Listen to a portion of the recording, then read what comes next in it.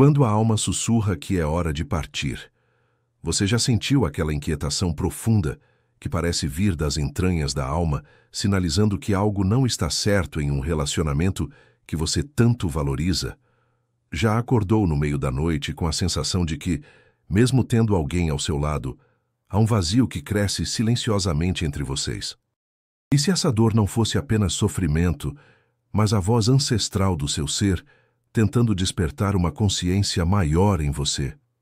Nesta jornada, você vai descobrir como os sinais que seu inconsciente envia são portais para um autoconhecimento profundo que transforma relacionamentos tóxicos em lições de alma. Você perceberá como as feridas que mais doem em seus relacionamentos são, na verdade, reflexos de partes suas que pedem integração. E entenderá por que o ato de deixar partir alguém que você ama pode ser o ritual mais sagrado de amor próprio que você já realizou. O que você chama de apego pode ser apenas o medo do seu próprio poder. Vamos começar. Os relacionamentos são espelhos da nossa alma, reflexos projetados do nosso mundo interior. Quando nos sentimos presos a alguém que nos faz mal, não é apenas o outro que nos segura. É algo dentro de nós que se recusa a soltar. Carl Jung chamou isso de complexo, uma constelação de energias emocionais carregadas que nos mantém em padrões repetitivos. Como sombras dançando na parede de uma caverna, esses padrões são apenas reflexos de algo mais profundo. O primeiro passo para libertar-se é reconhecer que existe uma dança acontecendo, uma coreografia ancestral de apego e medo. Este é o momento em que a alma começa a sussurrar, inicialmente como um murmúrio quase inaudível, depois como um chamado persistente. Talvez você sinta como um desconforto físico no peito ou no estômago quando está com essa pessoa, ou talvez sejam sonhos recorrentes onde você se vê perdido ou afogando-se. O inconsciente tem muitas linguagens e todas elas tentam te despertar. A sincronicidade, outro conceito junguiano, começa a manifestar-se. Você encontra livros por acaso que falam sobre relacionamentos tóxicos. Amigos compartilham histórias semelhantes. Um filme toca profundamente em algo que você tenta ignorar.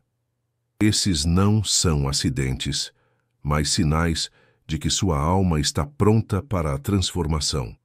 Nesse espaço liminar, entre o reconhecimento e a ação, há um tempo sagrado de escuta. Permita-se ouvir essa voz interior.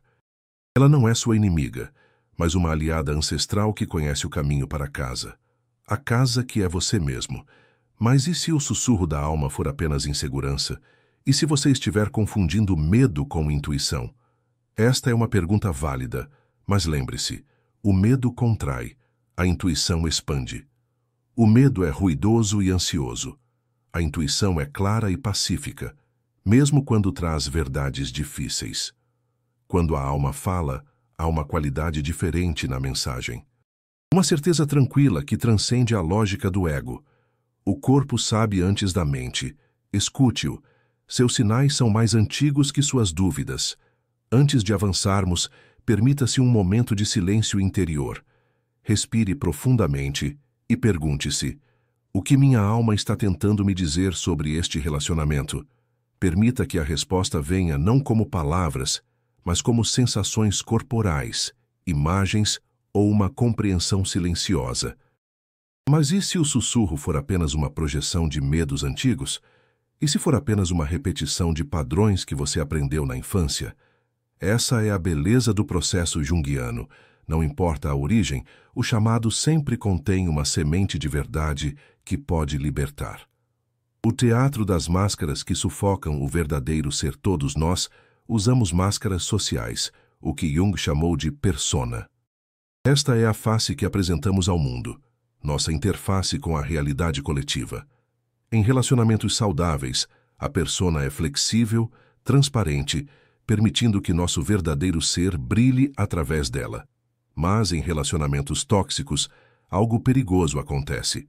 Começamos a usar máscaras cada vez mais espessas e rígidas, máscaras que não apenas escondem, mas sufocam. Você já percebeu como muda seu comportamento perto de certas pessoas? Como sua voz pode ficar mais aguda ou mais baixa? como seu corpo contrai ou seus pensamentos ficam confusos. São sinais de que sua máscara está ficando pesada demais. Quando estamos com alguém que constantemente nos diminui ou nos critica, começamos a desenvolver uma persona defensiva, uma armadura emocional que nos protege, mas também nos isola do nosso ser verdadeiro. Quanto mais tempo passamos escondidos atrás desta máscara, mais esquecemos quem realmente somos. Em relacionamentos tóxicos, muitas vezes nos perdemos na tentativa de ser quem o outro espera que sejamos. Moldamo-nos para caber em expectativas que não são nossas. Jung chamou isso de inflação da persona, quando a máscara social torna-se mais real para nós do que nosso próprio centro. Há uma dor silenciosa nesse processo. A dor de trair a si mesmo, gota a gota, dia após dia. Observe como você fala, como se veste, como se comporta quando está com essa pessoa. É realmente você? Ou é uma versão editada, censurada, diminuída de quem você é? A persona tóxica não é apenas a máscara que você usa. É também aquela que o outro impõe sobre você. Quando alguém consistentemente te rotula como problemático, difícil, exagerado ou louco, está tentando fixar uma persona negativa em você. Esta é uma forma sutil de controle e manipulação. A maneira mais eficaz de dominar alguém é convencê-lo de que há algo fundamentalmente errado com ele. Jung compreendeu que nosso relacionamento com nós mesmos é a base de todos os outros relacionamentos. Quando permitimos que alguém defina quem somos, estamos cedendo nosso poder mais fundamental, a capacidade de autodefinição. O primeiro passo para a libertação é reconhecer as máscaras que você usa e as que foram colocadas em você. Remova-as gentilmente, uma a uma. Pode ser assustador no início. Você pode sentir-se nu, vulnerável, mas há uma liberdade indescritível em ser simplesmente quem você é. Uma pessoa manipuladora sempre tentará controlar sua definição de realidade. Dirá coisas como: você está exagerando. Isso nunca aconteceu. Você sempre dramatiza tudo. Este é o gaslighting, uma forma de manipulação que faz você questionar sua própria percepção e sanidade. Jung nos lembra que a individuação, o processo de tornar-se si mesmo, requer que confiemos em nossa própria experiência acima de tudo. Mas o que fazer quando já não se reconhece sem a máscara? E se você já se perdeu tão profundamente que não sabe mais quem é sem o relacionamento?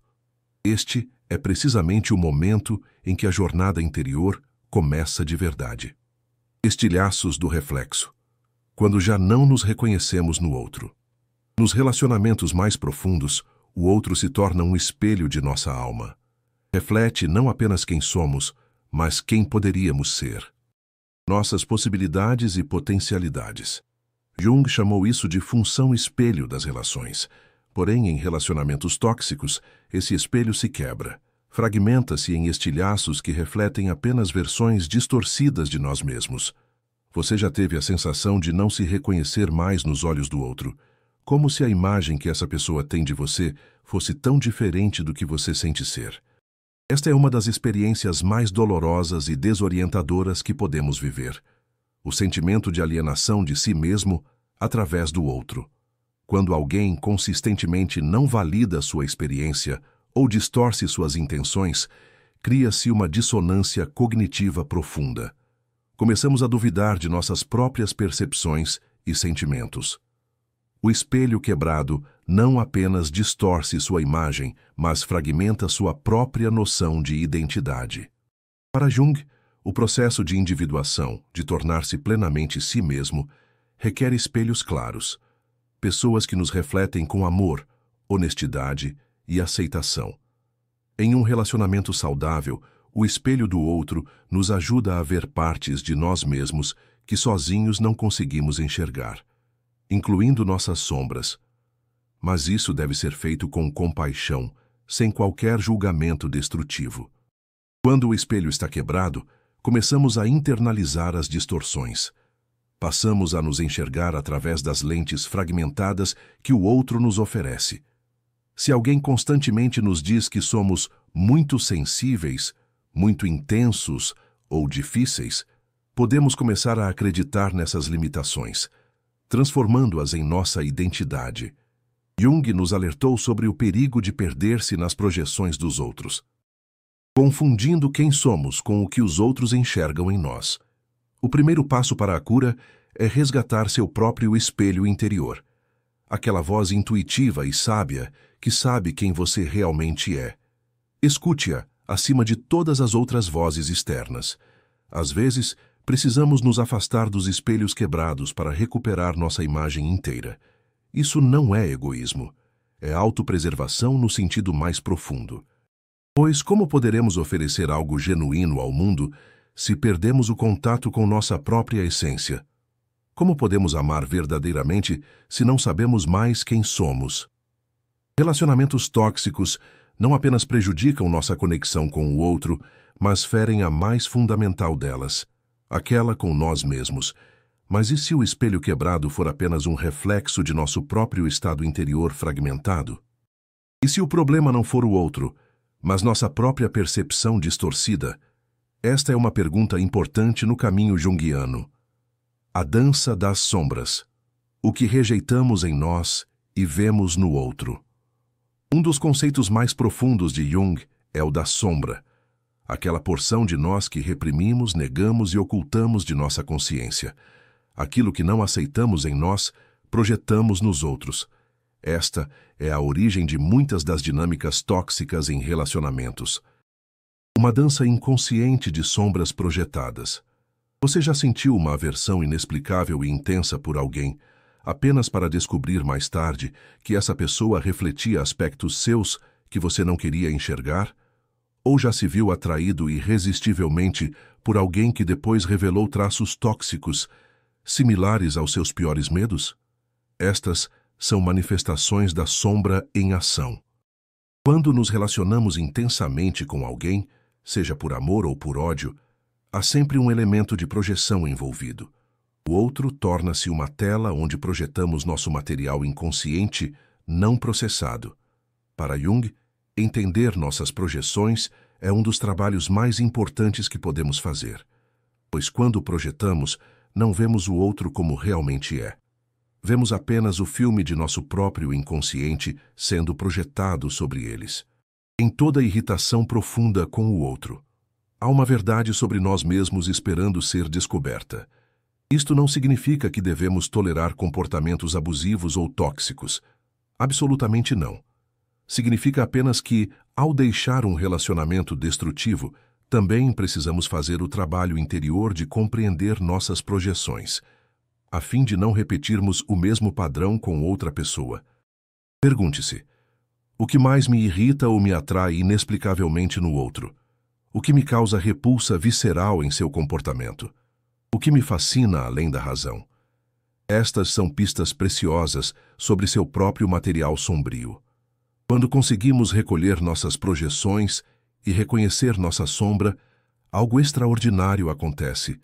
Ganhamos uma nova liberdade em nossos relacionamentos. Podemos ver o outro com mais clareza, sem a névoa de nossas próprias questões não resolvidas. E podemos escolher conscientemente com quem queremos estar, em vez de sermos arrastados por atrações e repulsões inconscientes. Em relacionamentos tóxicos, muitas vezes há um encaixe de sombras. Sua sombra dança perfeitamente com a do outro, criando uma sincronicidade negativa. Uma dança viciante que parece impossível de interromper. Para Jung, a sombra não é nossa inimiga, mas uma aliada muitas vezes incompreendida. Ela contém energia vital e aspectos preciosos de nós mesmos que foram reprimidos. Integrar a sombra não significa agir de forma impulsiva ou destrutiva. Significa reconhecer esses aspectos negados, compreendê-los com compaixão e transformá-los em fontes de sabedoria e poder consciente. Mas como distinguir entre uma projeção da sombra e uma percepção acurada de toxicidade no outro? Como saber quando estamos enxergando claramente ou apenas projetando nossos medos e feridas? Esta é uma das questões mais sutis e importantes no trabalho interior.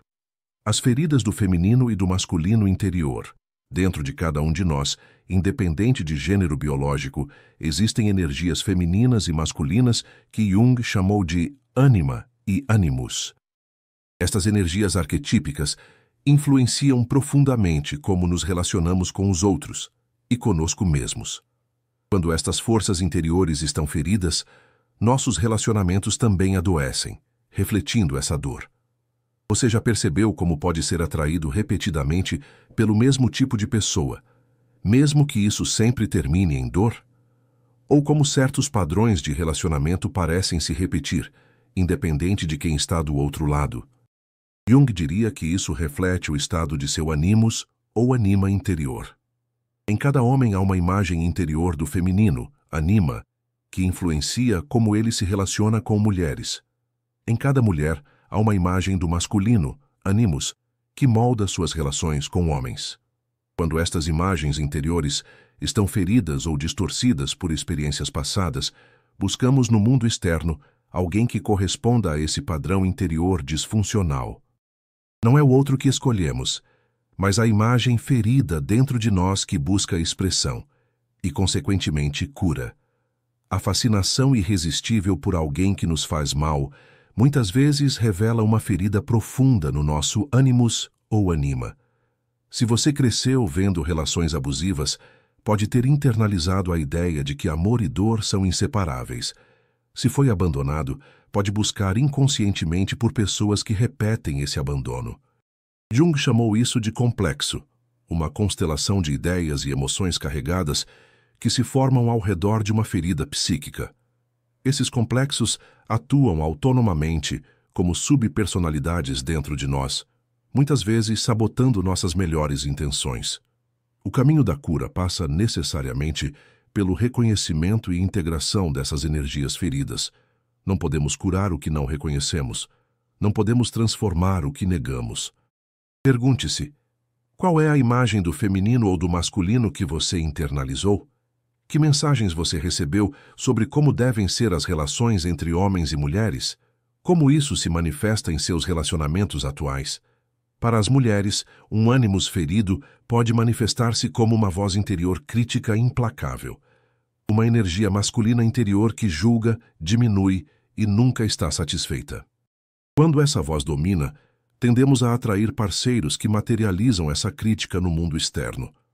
Para os homens, uma ânima ferida pode aparecer como uma relação distorcida com as próprias emoções e vulnerabilidades.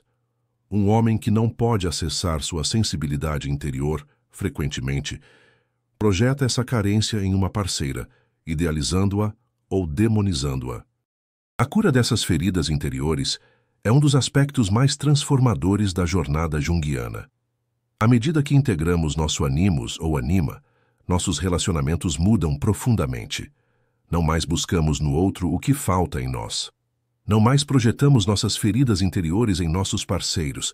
Tornamo-nos capazes de ver o outro como realmente é, além das distorções de nossas projeções.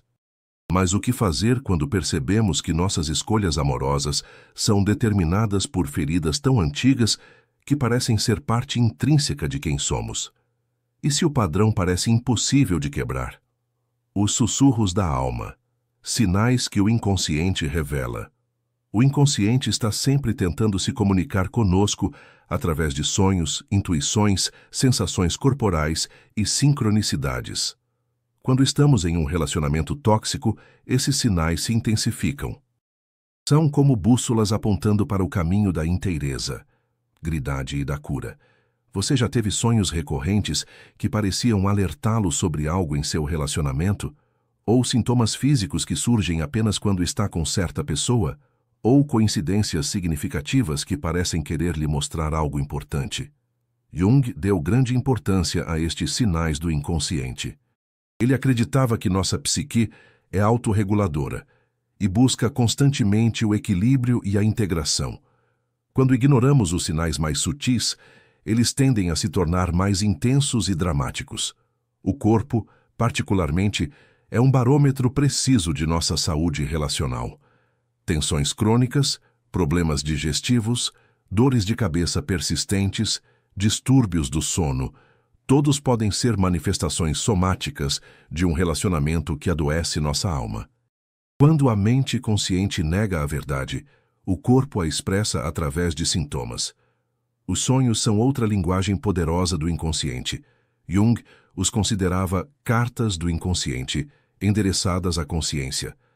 Sonhos recorrentes de estar preso, perseguido, afogando-se ou perdido podem ser reflexos de como você se sente emocionalmente no relacionamento, mesmo que conscientemente você negue esses sentimentos.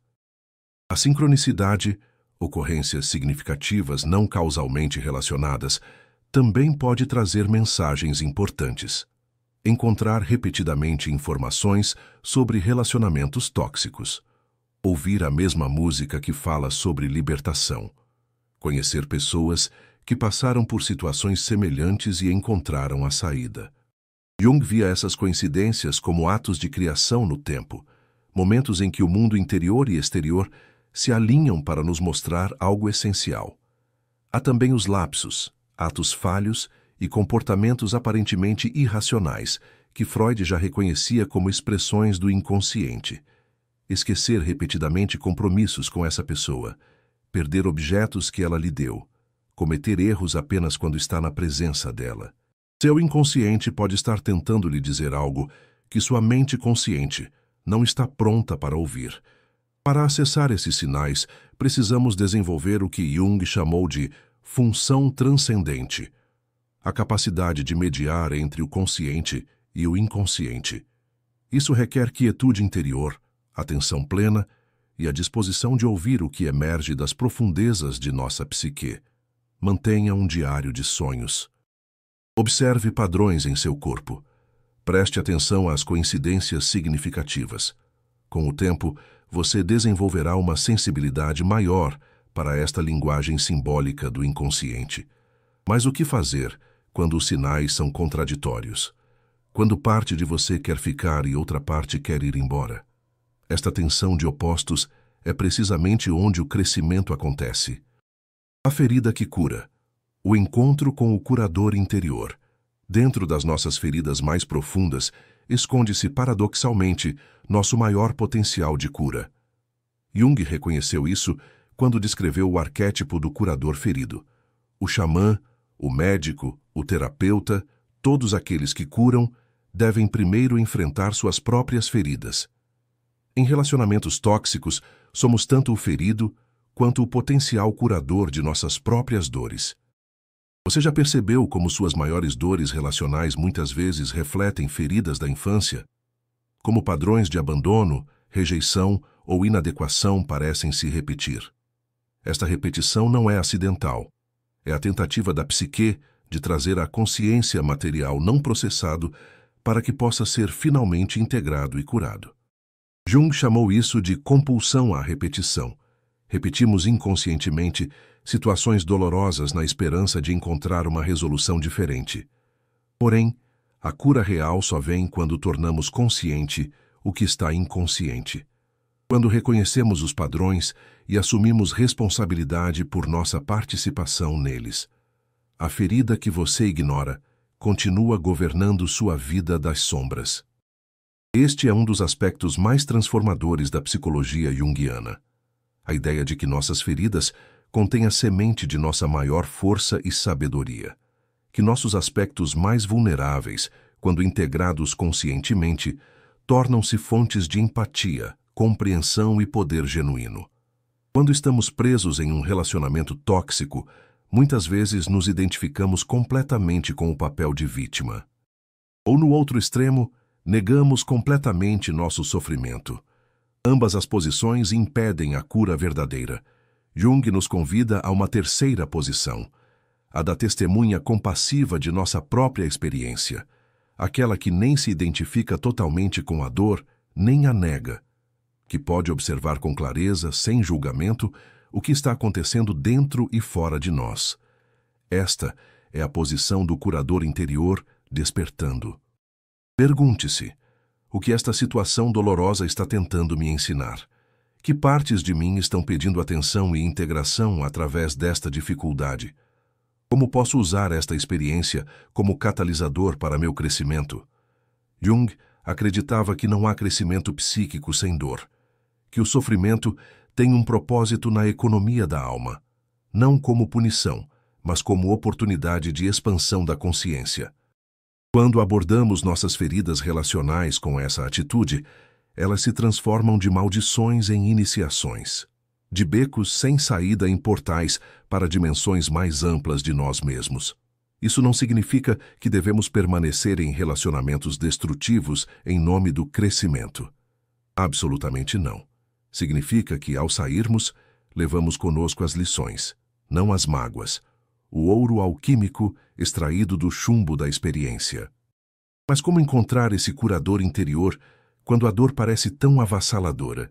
Como acessar essa sabedoria quando nos sentimos completamente perdidos? Quando o caminho para si mesmo é bloqueado, o processo de individuação, tornar-se quem realmente somos, é a jornada central de nossas vidas, segundo Jung. É o caminho da realização do self, nossa totalidade psíquica. Em relacionamentos saudáveis, o outro apoia e catalisa essa jornada. Em relacionamentos tóxicos, o caminho para si mesmo é sistematicamente bloqueado e sabotado. Você já sentiu que seu crescimento pessoal estava sendo impedido por alguém próximo? Que suas tentativas de mudança e evolução eram sutilmente desencorajadas ou até ridicularizadas? Esta é uma das características mais insidiosas dos relacionamentos tóxicos. Eles impedem nosso processo natural de individuação. Existem muitas maneiras pelas quais isso acontece. Através de críticas constantes que minam nossa confiança, de comparações desfavoráveis que estimulam competição em vez de crescimento mútuo, de sabotagens sutis às nossas iniciativas de mudança, ou, mais perniciosamente, através da indução de culpa sempre que priorizamos nosso bem-estar e crescimento. Permanecer onde sua alma não pode crescer é uma forma de suicídio espiritual. Jung acreditava que cada um de nós tem um propósito único, um chamado da alma que busca expressão através de nossas vidas. Quando esse chamado é sistematicamente silenciado ou desviado em um relacionamento, a vida perde seu significado mais profundo. O resultado é uma sensação de estagnação, de morte em vida, de estar traindo não apenas a si mesmo, mas também uma possibilidade sagrada que busca manifestação através de você. Observe os sinais de que sua individuação está sendo bloqueada. Você sente menos entusiasmo pela vida desde que está neste relacionamento? Abandonou sonhos, interesses ou amizades que antes eram importantes para você? Sente que sua energia vital está sendo drenada em vez de nutrida? Tem a sensação de estar vivendo uma versão diminuída de quem poderia ser? Jung descreveu a individuação como um processo natural, comparável ao desenvolvimento de uma semente em árvore. Não é algo que precisamos forçar ou fabricar. É o desdobramento orgânico de um padrão já presente em nosso núcleo. Mas, assim como uma planta precisa de condições adequadas para florescer, nossa alma necessita de um ambiente que apoie seu crescimento. Em relacionamentos tóxicos, essas condições estão ausentes. Em vez de luz, há crítica constante. Em vez de nutrição, há manipulação emocional. Em vez de espaço para crescer, há controle sufocante. Para Jung, a individuação não é um caminho egoísta, mas uma responsabilidade ética. Ao realizarmos nosso potencial único, contribuímos de forma singular para o coletivo. Ao bloquearmos esse processo, não apenas nos prejudicamos, mas privamos o mundo de nossos dons específicos. Muitas vezes, permanecemos em relacionamentos tóxicos por medo de magoar o outro ou por um sentimento distorcido de responsabilidade. Mas Jung nos lembra que nossa primeira responsabilidade é para com o self, o centro organizador de nossa totalidade psíquica. Quando honramos esse centro, todas as nossas relações se transformam, não de forma egoísta, mas a partir de uma integridade profunda que beneficia a todos ao nosso redor. Perceba que, ao bloquear sua individuação para manter um relacionamento, você não está realmente presente nele de forma autêntica, está oferecendo uma versão diminuída e inautêntica de si mesmo. E isso não é um ato de amor, mas de medo disfarçado de sacrifício. O verdadeiro amor nunca pede que diminuamos quem somos. Pelo contrário, convida-nos a nos tornarmos mais plenamente nós mesmos. Mas como distinguir entre os desafios normais de qualquer relacionamento e um bloqueio tóxico à nossa individuação? Como saber quando é hora de transformar a relação ou de deixá-la para trás? Transformando cicatrizes em sabedoria. A jornada da integração. As feridas que carregamos de relacionamentos tóxicos não precisam ser apenas cicatrizes dolorosas. Podem ser transformadas em fontes de sabedoria profunda e autoconhecimento. Este é o processo alquímico que Jung chamou de integração, a transmutação do sofrimento em consciência expandida. Você já percebeu como pessoas que passaram por grandes dificuldades relacionais, mas fizeram o trabalho interior de processá-las, frequentemente desenvolvem uma profundidade e sabedoria singulares, uma capacidade ampliada de compaixão, discernimento e autenticidade? Este é o resultado da integração bem-sucedida das feridas. Jung via o processo de integração como uma espiral ascendente, não como um círculo fechado de repetição. A cada volta da espiral, revisitamos temas similares, mas de um nível mais elevado de consciência. Assim, a dor relacional torna-se não apenas algo a ser superado, mas um catalisador para um novo nível de compreensão. O primeiro passo para transformar cicatrizes em sabedoria é trazer plena consciência às nossas feridas. Não para revivermos o trauma, mas para testemunhá-lo com compaixão e clareza. Nossas feridas se tornam sagradas quando as trazemos à luz da consciência. Este processo requer coragem. A coragem de olhar para o que dói, de nomear o que foi negado, de sentir o que foi reprimido.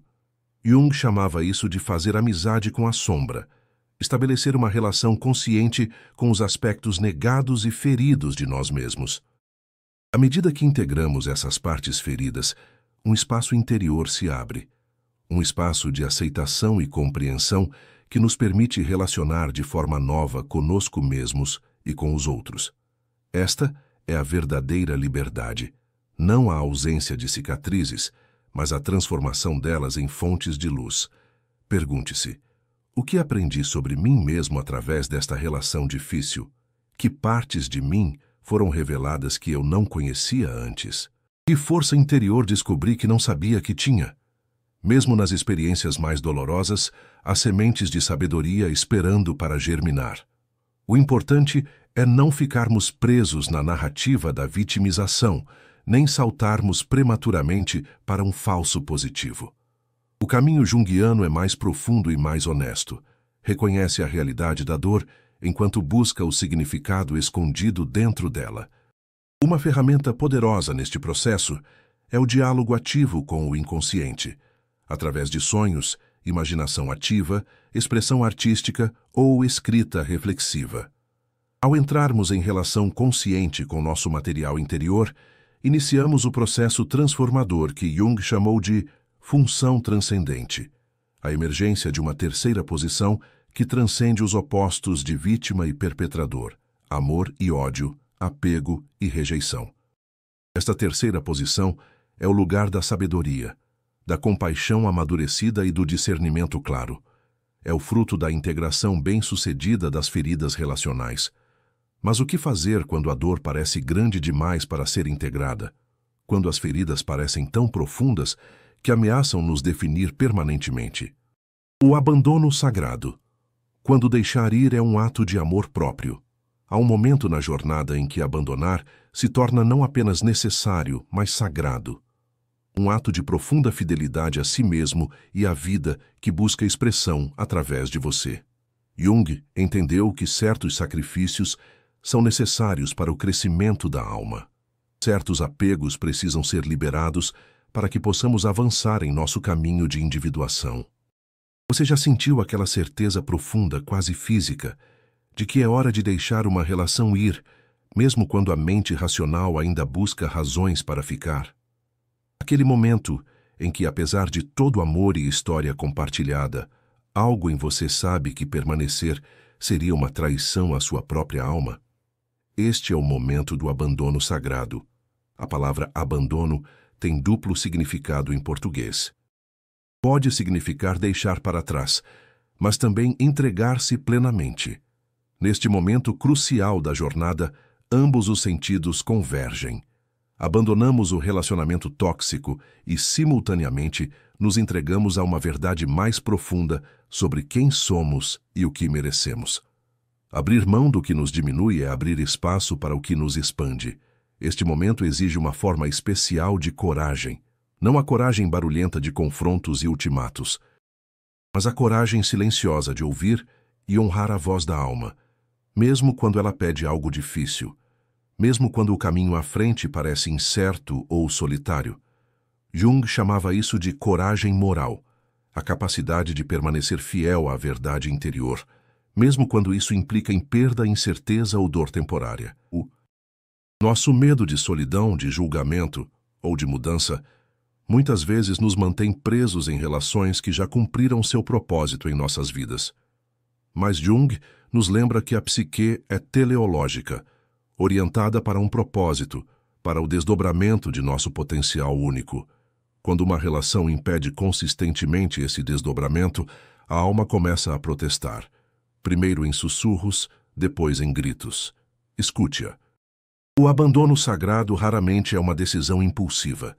É o culminar de um longo processo interior de reconhecimento e aceitação da verdade, de mapeamento honesto do território relacional, de tentativas sinceras de transformação que não encontraram solo fértil.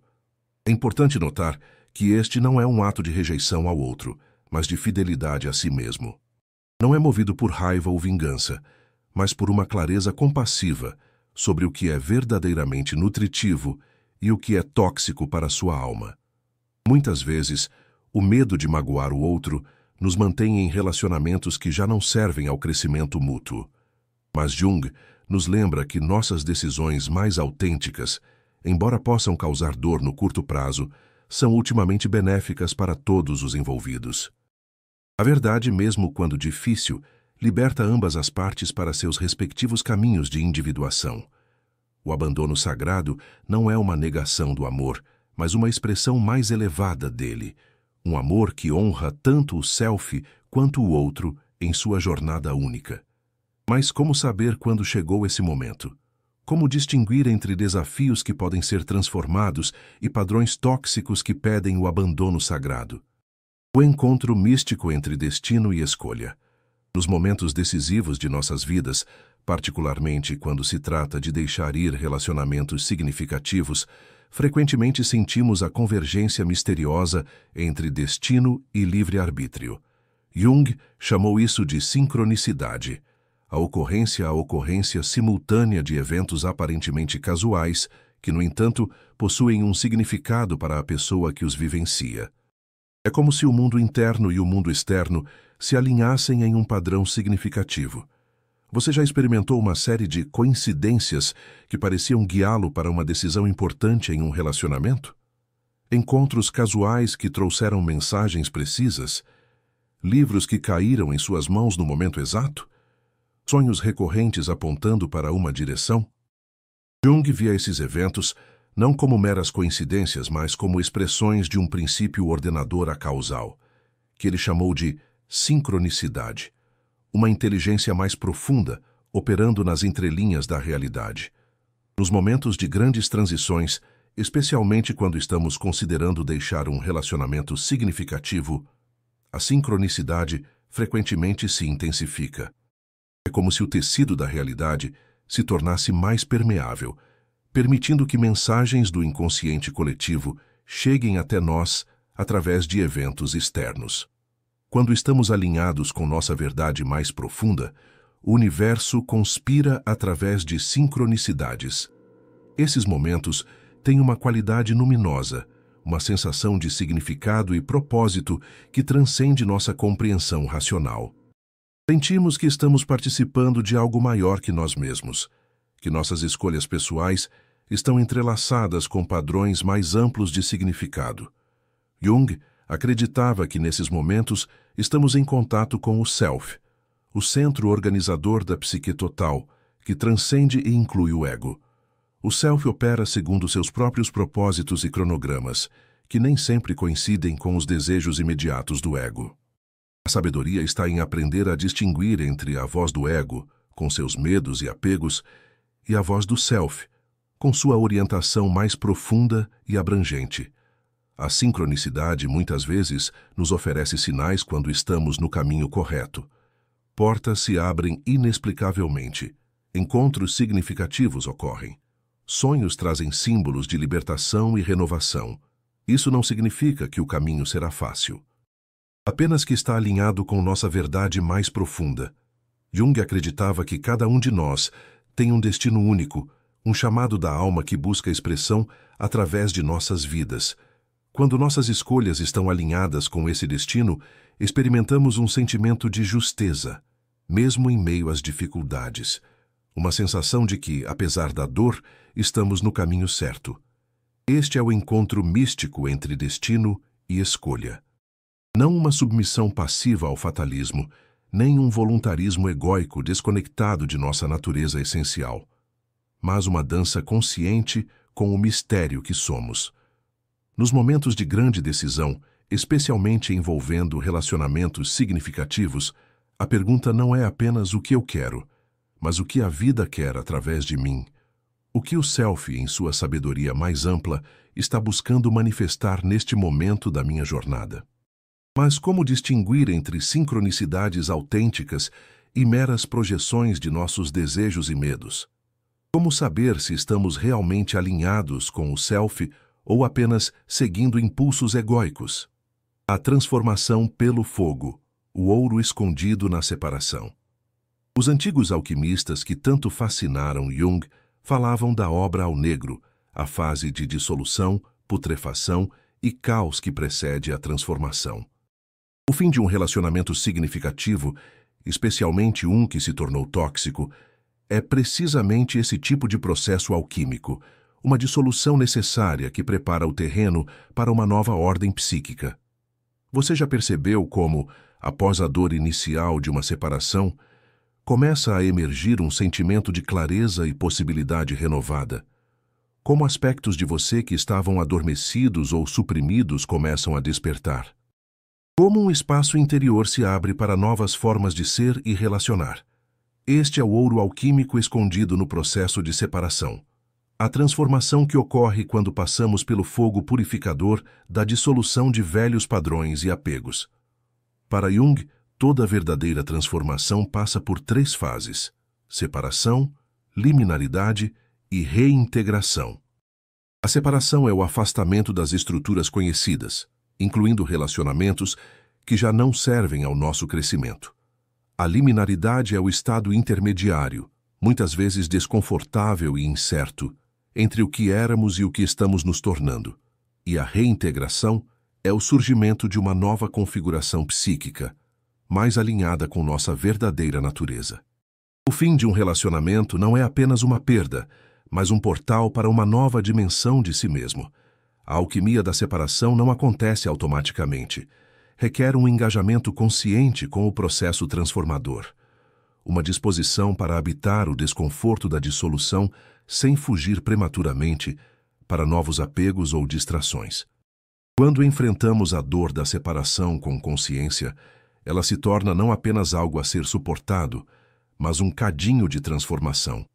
Uma oportunidade para reconhecer e liberar padrões relacionais disfuncionais que carregamos talvez por muitas vidas. Jung falava do opus contra naturam, o trabalho contra a natureza instintiva, como o processo central da individuação. Este é o trabalho de trazer consciência aos padrões automáticos, incluindo nossos padrões relacionais, de não seguir simplesmente o caminho de menor resistência, mas de escolher conscientemente o caminho de maior verdade e integridade. A separação de um relacionamento tóxico frequentemente revela projeções que fazíamos no outro, qualidades tanto positivas quanto negativas que atribuíamos a eles, mas que, na verdade, são aspectos de nós mesmos. Recolher essas projeções é parte crucial do trabalho alquímico, uma oportunidade para recuperar partes perdidas de nós mesmos. No processo alquímico, O fogo representa tanto a dor da transformação quanto a luz da consciência. Ambos são necessários para a transmutação do chumbo em ouro, das feridas em sabedoria. A dor da separação, quando vivida conscientemente, tem um propósito na economia da alma. Não é punição, mas purificação.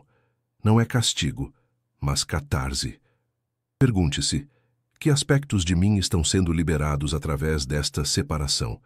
Que qualidades interiores, antes projetadas no outro, estou sendo convidado a reconhecer e integrar? Que nova configuração psíquica está emergindo deste processo de dissolução? Mas o que fazer quando a dor da separação parece insuportável? Quando o fogo parece consumir em vez de transformar? O nascimento da borboleta. Quando a crisálida se rompe o processo de transformação profunda após deixar um relacionamento tóxico, pode ser comparado à metamorfose da borboleta. Dentro da crisálida escura e aparentemente inerte, um milagre silencioso está ocorrendo.